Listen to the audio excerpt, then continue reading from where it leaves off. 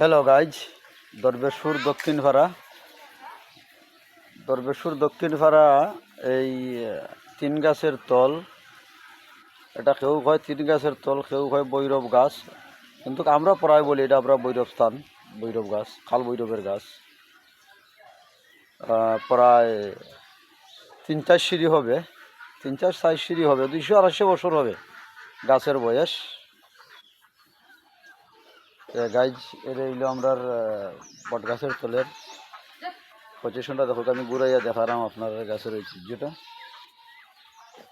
এই হইলো আমরা গাছের ঐতিহ্য।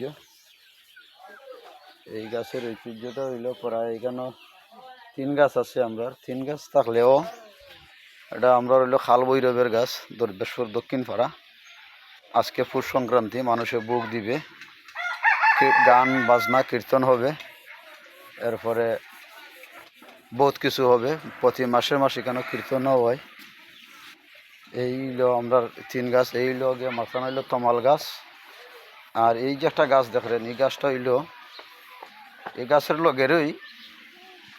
লগেরই, কিন্তু গাছের বয়সটা খুব বেশি, আনুমানিক আমি বলতে পারবো না, কিন্তু কেউ এটা খরা কি যে মনে করো গাছের বয়স, এটা পুরানা গাছ ছিল, সবচেয়ে বেশি পুরানা গাছ।